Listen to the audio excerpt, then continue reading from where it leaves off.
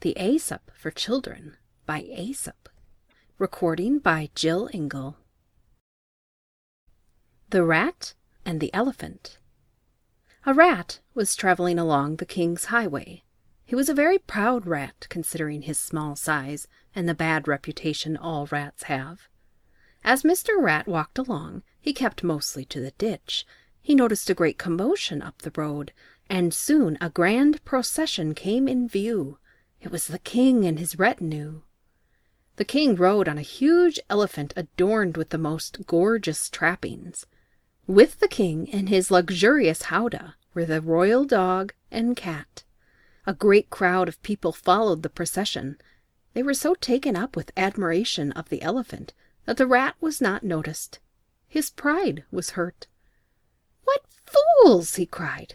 "Look at me, and you will soon forget that clumsy elephant. Is it his great size that makes your eyes pop out, or is it his wrinkled hide? Why, I have eyes and ears and as many legs as he.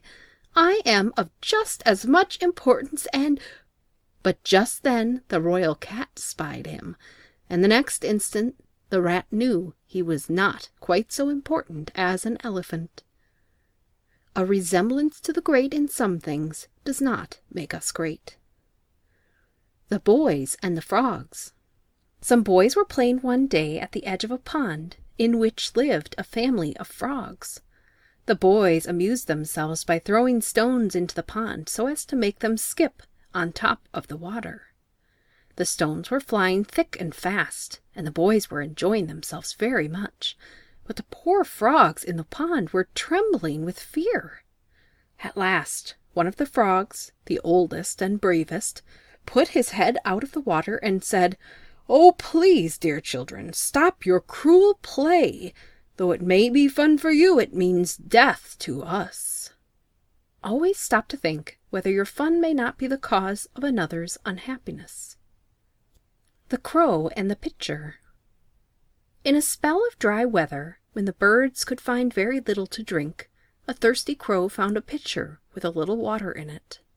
But the pitcher was high and had a narrow neck, and no matter how he tried, the crow could not reach the water. The poor thing felt as if he must die of thirst. Then an idea came to him. Picking up some small pebbles, he dropped them into the pitcher one by one. With each pebble, the water rose a little higher, until at last it was near enough so he could drink. In a pinch, a good use of our wits may help us out. The Ants and the Grasshopper. One bright day in late autumn, a family of ants were bustling about in the warm sunshine, drying out the grain they had stored up during the summer, when a starving grasshopper, his fiddle under his arm, came up and humbly begged for a bite to eat. "What?" cried the ants in surprise. "Haven't you stored anything away for the winter? What in the world were you doing all last summer?" "I didn't have time to store up any food," whined the grasshopper. "I was so busy making music that before I knew it the summer was gone." The ants shrugged their shoulders in disgust. "Making music, were you?" they cried. "Very well, now dance!" And they turned their backs on the grasshopper and went on with their work.